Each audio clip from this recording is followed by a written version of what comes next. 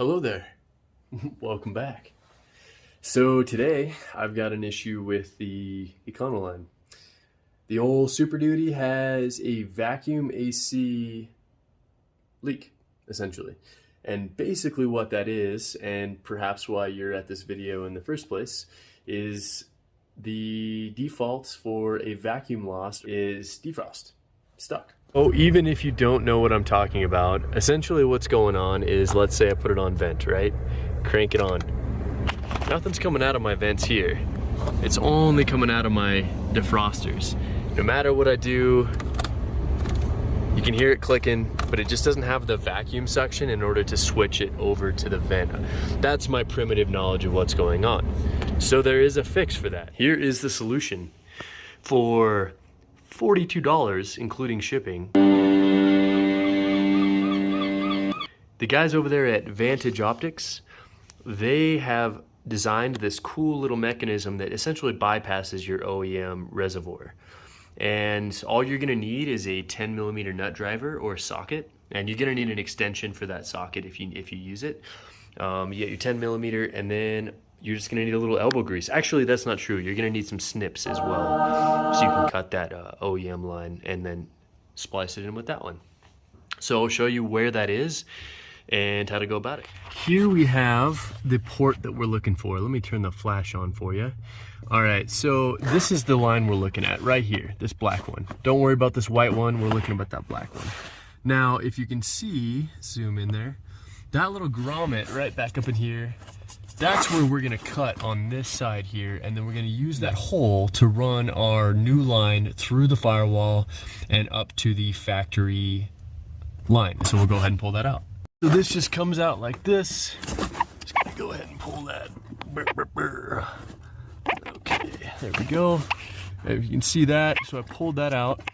You're just gonna go ahead and leave this here just like that. You can pull it all the way out, but I'm gonna go ahead and snip it right there, give myself a little bit of room, and then we'll end up taking this line, which runs up to our AC, and then that will splice into our small line here with the bulb. But I'll get up in here, right up there, and snip.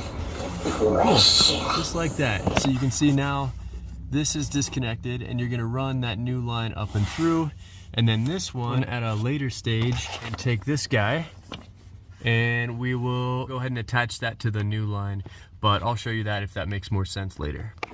Okay, so quick tip for you. I went ahead and added a bolt to the end of this, just kind of threaded it in. I'm gonna end up having to cut a bit of the end anyways, just to kind of give it a little bit, give myself a little bit of extra help. I have this awesome telescopic magnet, and my goal is that I'm gonna push it through and be able to reach down there and grab it easier and see if that helps. Otherwise, this part just takes a lot of patience, so give yourself a little bit of time and you got it. See how that's going through and sharing that hole, and this is just the tedious part. You're just gonna keep working it through, and then once you can, you're gonna go in your engine bay, find it, and pull it up through. Hopefully this works out pretty good and it doesn't coil too much for me, but I'll go ahead and skip all that so you can see what the end result is. Okay, so that saved me an absolute nightmare. Now I'm just easily dragging it up. I don't know if you can see that.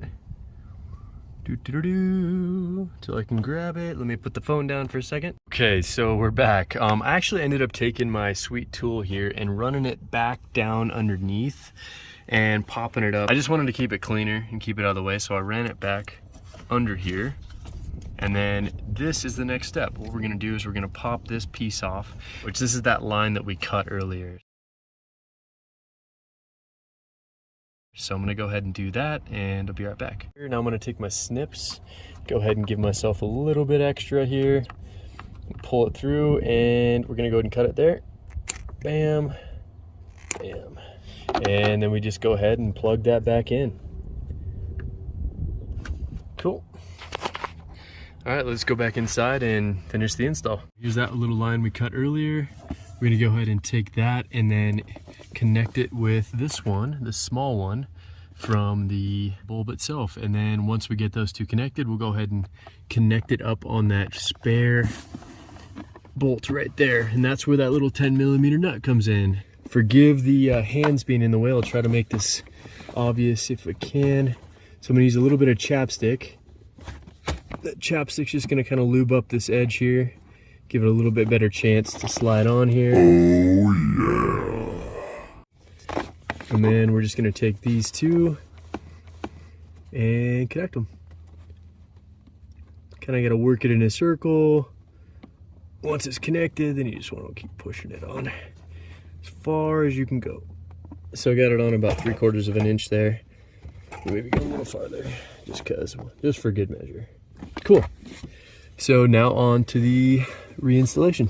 So there you have the stud that we're going to use, the nut that was provided from Vantage Optics, the 10mm flange, and then we'll just go ahead and thread it on a few turns. That way, then we put the bulb up. It's already ready to go. All right, so now the bulb.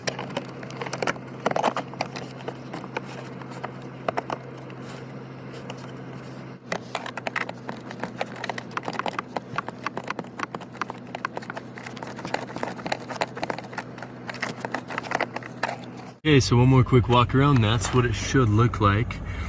Just verify that none of your lines are pinched going in and out, and then double check the engine bay as well. So this still moves clear. Go ahead and just double check. Tuck that back underneath.